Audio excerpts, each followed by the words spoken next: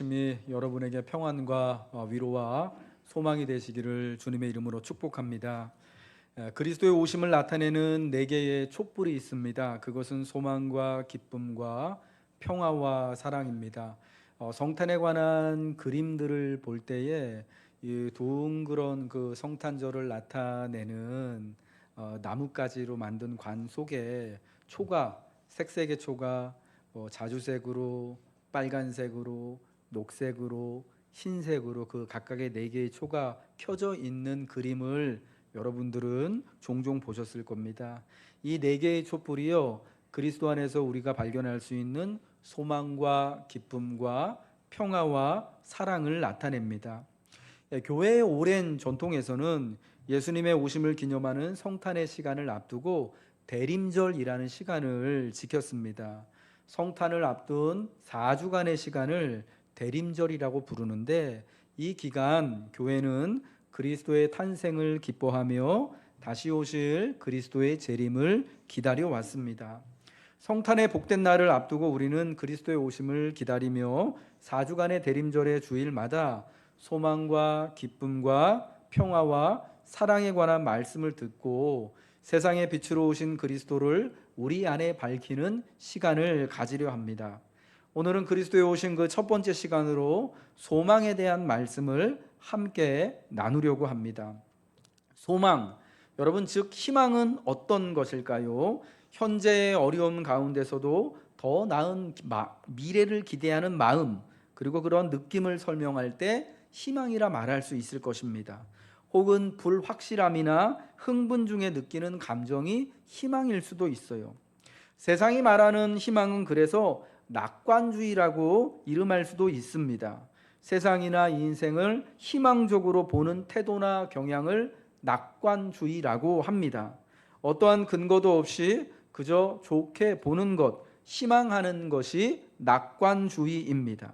그런데 우리가 종종 현실에서 마주하는 것은 이런 낙관주의적인 상황이 현실에서는 종종 절망적인 비관주의로 빠지게 되는 거예요.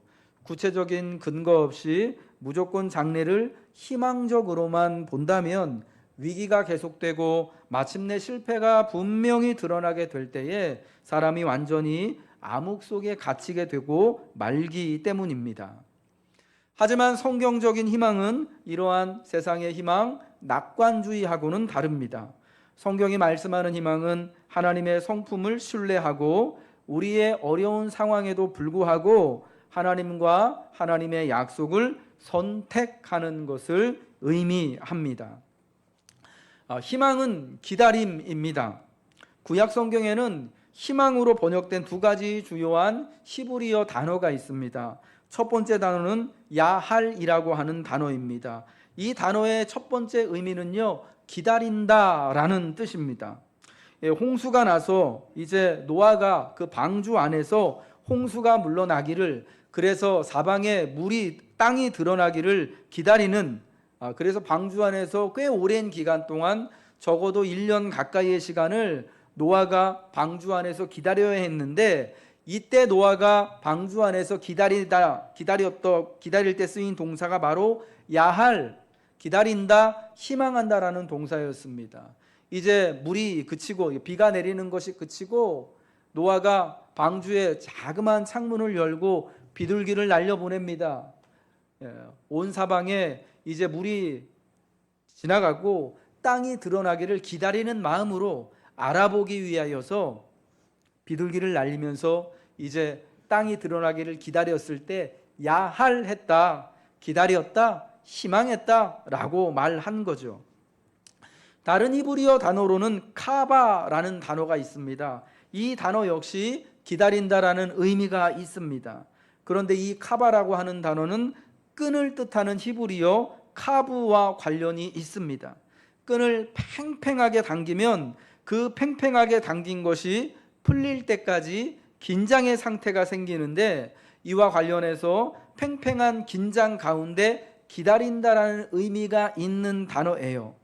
그러니까 이 카바라고 하는 단어는 무언가가 일어날 때까지 기다리는 동안, 즉 소망하는 동안 긴장과 기대감을 동시에 느끼는 상태예요.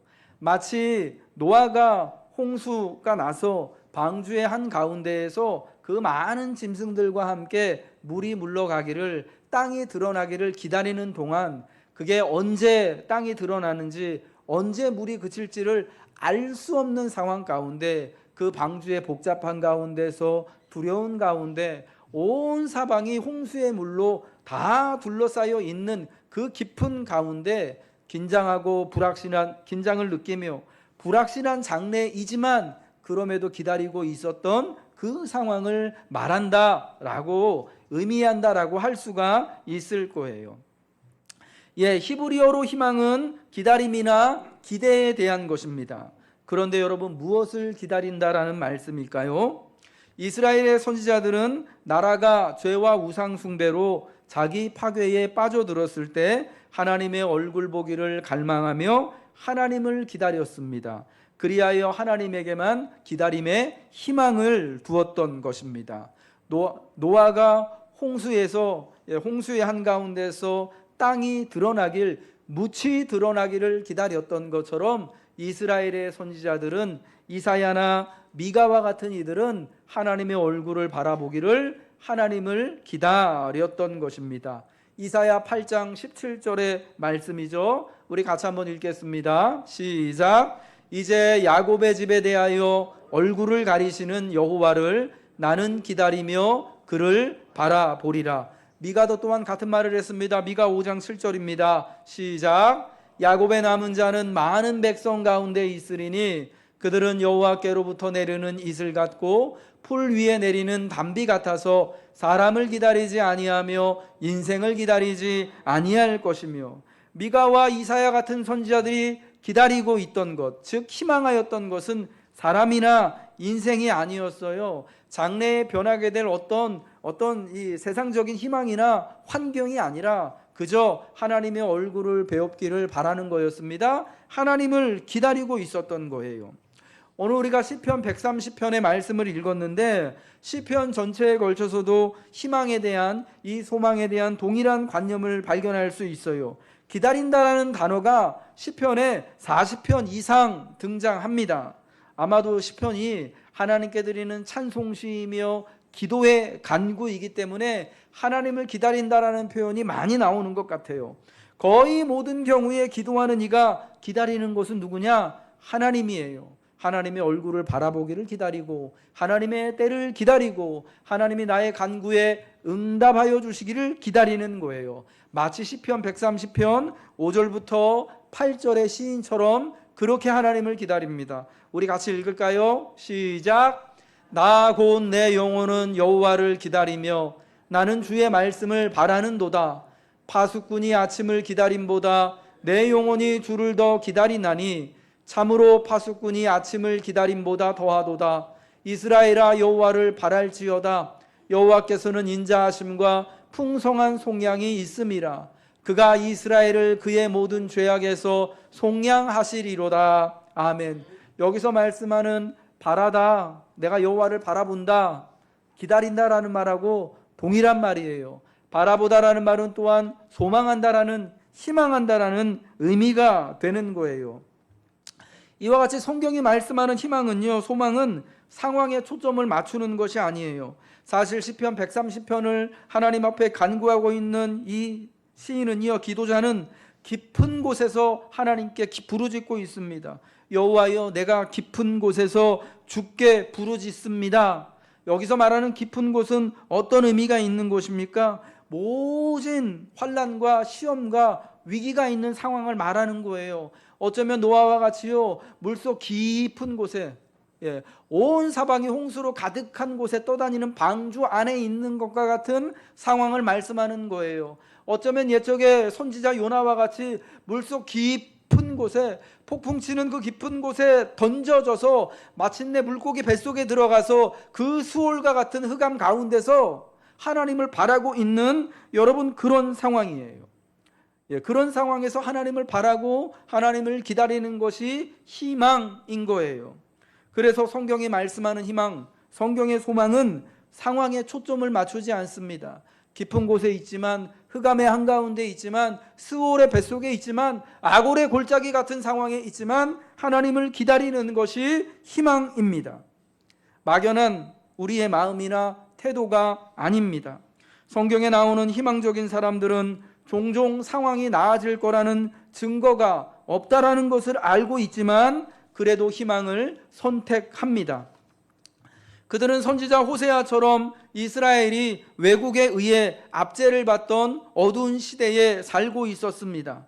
그렇지만 하나님께서 아골의 골짜기와 같은 상황을 소망의 문 삼아 주실 것을 기다리며 희망하였던 거예요. 마치 이스라엘이 옛적에 이집트 땅에서 올라와 구원과 자유와 해방을 누렸던 것처럼 아골 골짜기와 같은 이 죽음의 상황을 하나님이 소망의 문으로 바꿔주셔서 우리도 마침내 구속을 누리고 자유함을 누릴 것을 기대했던 거죠. 그러므로 보라, 내가 그를 타일로 거친 돌로 데리고 가서 말로 위로하고 거기서 비로소 그의 포도원을 그에게 주고 아골 골짜기로 소망의 문을 삼아 주리니 그가 거기서 응대하기를 어렸을 때와 애굽 땅에서 올라오던 날과 같이 하리라. 하나님께서는요, 출애굽 당시에 그의 백성을 구원으로 놀라게 하셨고 앞으로도 그러실 수 있다라는 것을 깊은 곳 가운데서, 흑암의 골짜기 속에서 아골 골짜기에 살아가는 상황에서도 이렇게 노래했던 겁니다. 이런 미래에 대한 희망을 촉발하는 것은 과거의 하나님의 신실하심인 거예요. 하나님이 노아의 시대의 홍수 가운데서 방주를 예비하셔서 노아와 그의 가족들과 그 방주 안에 있던 모든 동물들을 구원하셨고 건져주신 것처럼, 하나님이 옛적 모세의 시대에 애굽 땅에서 종살이하고 있었던 많은 히브리 사람들을 구원하여 주시고 건져주셨던 것처럼, 이제 지금 내가 깊은 곳에 있는 것과 같은 상태에 있지만 그때의 그 하나님께서 오늘 나의 간구를 들으시고 우리에게도 자유함과 영광의 날을 주실 것을 기대하는 것입니다. 그러니까 뒤를 돌아보면서 미래를 바라보고 하나님의 성품 외에는, 구원하기를 기뻐하시고 바라시는 하나님의 성품 외에는 다른 아무것도 신뢰하지 않는 것이 하나님을 기다리는 것, 바로 희망인 거예요. 여러분, 그래서 시편의 기자는 주여 이제 내가 무엇을 바라리요, 나의 소망은 주께 있나이다 라고 하나님께 고백하였던 것입니다. 하나님을 기다리는 성경의 희망은 하나님이 허락하실 구속의 날, 그 심령이 모든 상황으로부터 자유함을 누리는 날이 되는 거예요. 죄와 사망의 권세로부터 자유롭게 되는 날을 기다리는 것입니다. 레위기 12장 1절부터 8절의 말씀에는요, 아이를 낳은 여인의 정결함을 위한 규례의 말씀이 있습니다. 여러분, 우리 성도님들 가운데 이 자리에 계신 분들도 다 우리 여자 교우분들, 자녀를 출산하신 분들이 거의 대부분일 것입니다. 아이를 임신하고 10달 동안 뱃속에 두고 마침내 출산한 이후에 여인의 몸이 어떻게 되어집니까? 죽었다가 다시 살아난 것처럼 되어지죠.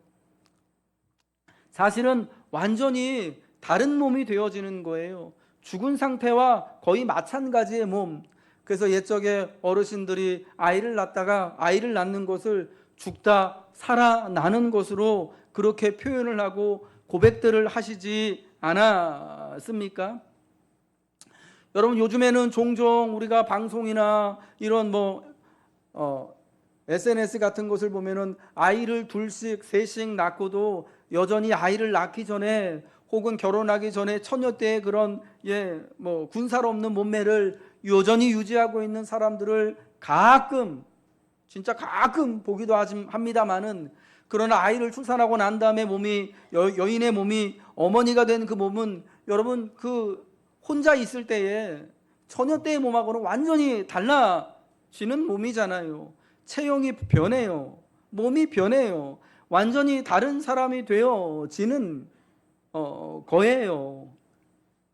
여러분, 그런 여인에 대한 정결의 규례가 성경 레위기 12장에 있어요. 그래서 만약에 남자아이를 낳는다면 33일 동안을 정결의 기간으로 삼고 그 기간이 지난 다음에는 하나님 앞에 구속을 위해서 깨끗해 됨을 위하여서 규례대로 제사를 드리는, 여러분 그 말씀인 거예요. 여자아이를 낳으면은 남자아이의 2배인 66일을 하나님께서 정결의 기간을 삼고 몸을 회복하고 구속함을 입을 때까지 기다리다라고 또 기간을 정해 놓으신 것입니다. 왜 여러분 아이를 낳은 여인을 위한 정결의 기간이 있는 것입니까? 아이를 낳은 여인의 몸이 죄로 오염됐기 때문입니까? 더럽기 때문입니까? 불결하기 때문입니까? 부정하기 때문입니까? 아니, 그렇지 않아요. 여러분, 사실은 성경이 말하는 부정이라는 것은 죄로 오염된 상태를 말씀하는 것이기도 하지만 의식적으로, 그러니까 하나님 앞에 예배드리기에 적합하지 않은 상황을 말씀한다라는 거예요. 하나님 앞에 예배드릴 때요, 옛적에 제사 드릴 때 어떤 모습으로 제사를 드려야 됩니까? 쉽게 말하면 하나님 앞에 제물을 드릴 때 그 제물은 어떤 제물이어야 되죠? 여러분이 만약 옛적에 제사자 예배자예요, 하나님 앞에 짐승으로 제사를 드리는데 여러분이 형편이 좋아가지고 소를 잡았습니다. 튼튼한 멋진 비싼 송아지를 잡아서 하나님 앞에 제물을 드리는데 이 송아지의 제물은 어떠해야 합니까? 흠이 없어야 되죠. 정결해야 되죠. 깨끗해야 되죠. 그런 것을 제물로 드렸습니다. 그것을 통해서 하나님 앞에 예배드리는 자신이 정결함과 깨끗함과 거룩함을 드러낸 거예요. 그러니까 옛적에 하나님 앞에 예배하러 가기 위해서는요, 온몸과 영혼이 깨끗하고 건강하고 온전했어야 되는 거예요. 하나님은 그런 예배와 예배자를 받으신다라고 말씀하신 거예요. 그런데 여러분, 출산한 여인의 몸은 어떻습니까? 몸이 온전하지가 못하죠. 예식적으로 봤을 때 온전하지 못하다는 거예요. 출산한 이후에 정말 생명을 빼냈기 때문에 몸이 반쪽이 된 상태예요. 초주검이 된 상태예요. 여러분, 그 상태는 그래서요, 온전한 몸이 아닌 거예요. 회복을 기다려야 되는 거예요. 다시 하나님께서 새로운 몸과 마음으로 새롭게 하여 주실 기간을, 아이를 낳을 때 남자아이면 33일, 여자아이면 66일의 시간을 거쳐서 이 아이를 낳은 여인이 새로운 몸으로 회복되어지기를 바라는 기간이 그 정결의 기간, 규례의 기간이 되어지는 거예요. 여러분, 그래서 레위기 말씀을 통해 우리가 배울 수 있는 것은 그 기다림의 기간은 정결을 위한 기간이고 구속과 속죄를 위한 기간이며, 또한 동시에 아이를 낳은 이 출산한 몸이 하나님 앞에서 하나님으로 말미암아 건강하게 회복되어지는 새로운 몸이 되어질 것을 기다리는 시간이 되는 겁니다. 그러므로 하나님을 기다림은 우리의 온몸과 마음을 구속하시고 새롭게 변화시키실 하나님의 은혜를 갈망하며 나의 구속을 사모하며 나의 새롭게 됨, 내 온몸과 영혼이 건강을 회복하고 새롭게 되기를 준비하는 시기인 거예요. 여러분, 그래서 성경의 희망은 여러분의 구속과 새롭게 변화됨을, 여러분의 몸도 마음도 하나님 앞에 깨끗하게 되어지고 정결하게 되어짐을 포함하는 것인 줄 믿으시기 바랍니다.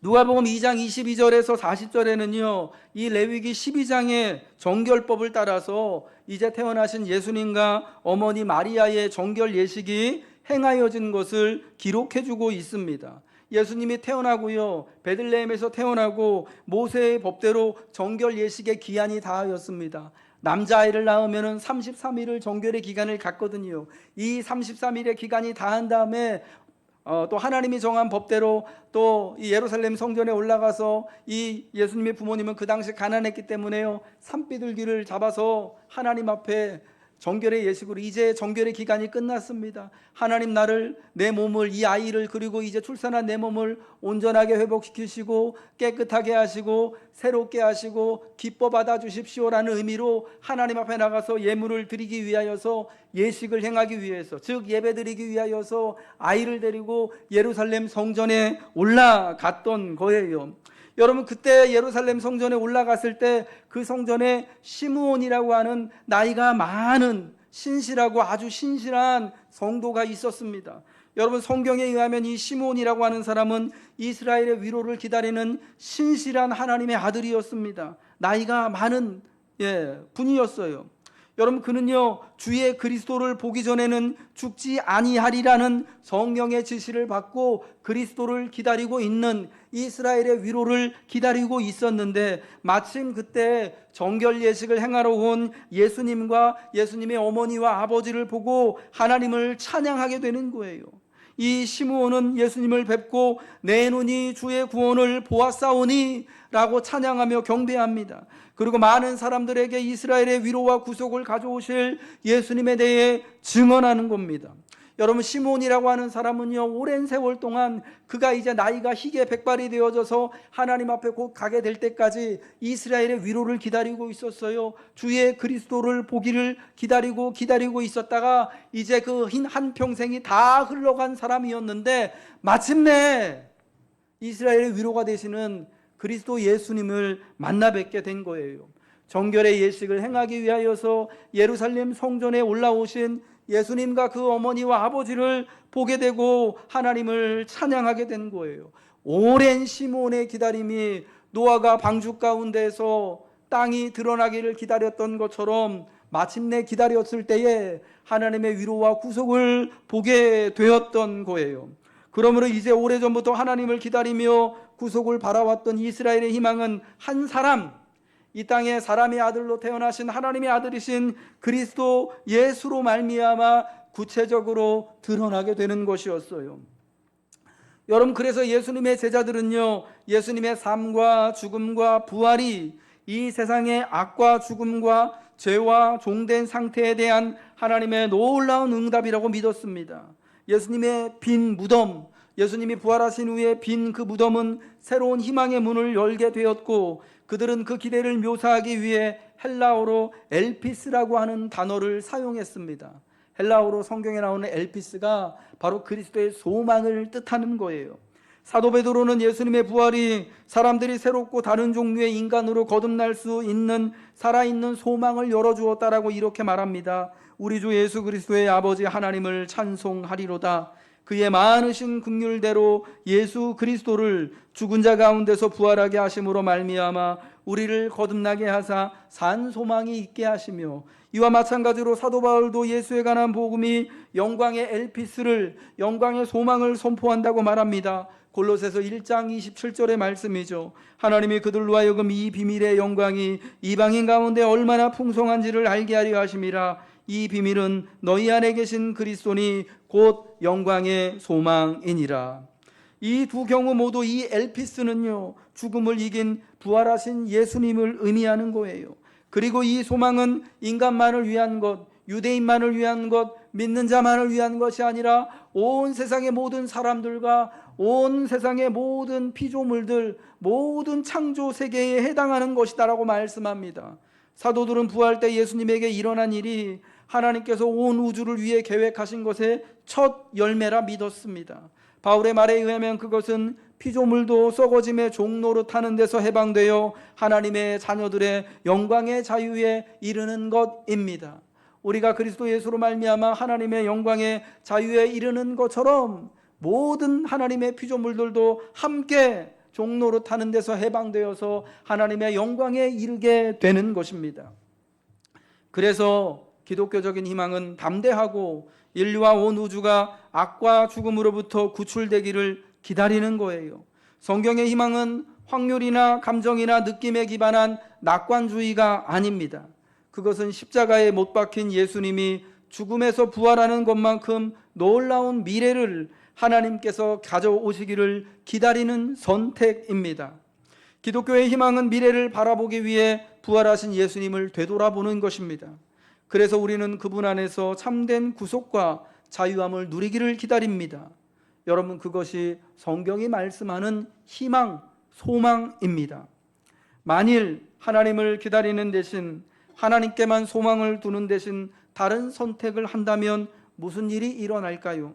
시편 130편의 시인이 치유와 용서를 위해 하나님을 기다리지 않았다면 무엇을 할 수 있었을까요? 무엇을 행하였을까요? 하나님을 기다리지 않는 세상은 폭력과 부패로 죽음으로 얼룩질 수밖에 없습니다. 가인은 하나님께만 소망을 두지 않았지요. 하나님을 기다리지 못하고 하나님의 말씀을 인내하지 못하고 분노를 느끼게 되었을 때 그보다 나은 의인인 동생 아벨을, 그보다 나은 믿음의 제사를 드린 그 아벨을 그의 혈육임에도 불구하고 홀로 들에 있을 때 돌로 쳐 죽이고 말았습니다. 하나님을 기다리지 못했을 때, 하나님의 말씀을 듣고 하나님께 소망을 품지 못했을 때 그는 죽음이라는, 살인이라는 끔찍한 일을 저지르게 되었던 것이고요. 그로 말미암아 온 세상에, 하나님 만든 세상에 살인과 죽음이 들이우게 된 것이죠. 여러분, 하나님의 사람이었던 다윗도 그와 같은 위기에 처할 수 있었던 상황이었습니다. 다윗은 자신의 목숨을 빼앗으려고 하는 사울을 성경을 보면 2번이나 죽일 수 있는 기회가 있었지요. 여러분, 다윗도 가인이 그러했던 것처럼, 가인이 아벨을 쳐 죽였던 것처럼 사울을 죽일 수 있었습니다. 그의 경우에는 사울을 죽이더라도 그게 그저 화가 나서 죽이는 살해자의 운명을 쓰는 것이 아니라 하나님께서 원수의 목숨을 다윗 손에 두신 것으로 원수를 갚은 것으로 볼 수도 있었습니다. 그럼에도 다윗은 사울의 생명을 취하는 대신, 원수를 갚는 대신 그를 살려두기로 2번이나 결정을 하죠. 왜 그렇습니까? 그는 하나님을 바라는 사람이고 하나님을 기다리는 사람이고 하나님께만 소망을 두는 사람이었기 때문입니다. 그래서 다윗은 이스라엘 12지파 전체의 왕이 되는데 어떤 결격이나 흠이 없는 사울 다음으로 왕으로 세워질 수 있었던 것입니다. 여러분, 다윗이 사울을 살려줌으로 인하여서 다윗에게 찾아온 것은 무엇입니까? 온 이스라엘 안에요, 그가 다닐 수가 없어서, 사울의 눈을 피할 수가 없어서 마침내 블레셋 땅으로 망명했던 거예요. 요즘으로 말하면 정치적인 망명, 해외로 떠돌이 생활을 마침내 할 수밖에 없게 되는 상황이었던 거예요. 여러분, 그럼에도 하나님을 기다렸던 다윗은 스스로 원수 갚는 것을, 스스로 분노하는 것을 절제했던 것이죠. 하나님을 기다리는 것은 아무것도 하지 않는 것처럼 보입니다. 무기력하고 무능력한 사람이 아무것도 할 수 없으니까 그저 세월만 보내는 것처럼, 그래서 다윗이 사울을 피해 도망 다니다가 더 이상 갈 데가 없으니까 블레셋으로 도망하여서 이제 내가 정말 저 사울 때문에 이스라엘 가운데서 살아갈 수 있는 곳이 없겠구나, 자칫하면 내가 죽겠구나라고 하면서 블레셋 땅으로 망명하게 되어지는 것과 같은 것처럼 무기력하고 비참하게 보일 수도 있는 것입니다. 하지만 하나님을 바라고 기다리는 것은 더 큰 폭력과 죄악을 막는 길입니다. 하나님의 방법으로 생명을 지키고 자유를 누리게 되는 길입니다. 사랑하는 성도 여러분, 그러므로 살아계시고 소망이신 예수 그리스도만을 기다리시기를 바랍니다. 예수님만을 바라보시기를 축복합니다. 예수님 안에서 하나님이 가져다 주시는 참 평안과 구속과 자유의 은혜와 하나님의 오늘에 함께하는 영광을 하나님을 기다리는 자, 하나님을 소망하는 자, 그리스도의 구속과 위로를 바라는 모든 자에게 임하게 될 것입니다. 오랜 세월 이스라엘의 위로를 기다렸던 시므온이 마침내 그리스도를 뵌 것처럼, 오랜 시간 동안 홍수 가운데 방주에서 구원의 날을 기다렸던 노아가 마침내 홍수가 물러가고 방주에서 나올 수 있던 것처럼, 바랄 수 없는 중에 하나님을 기다리고 바라는 이 땅의 모든 성도들에게 성탄에 오신 주 예수께서 유일한 소망이 되어주시고 마침내 여러분의 구속과 자유와 온몸과 영혼을, 우리의 모든 것을 새롭게 하여 주실 것입니다.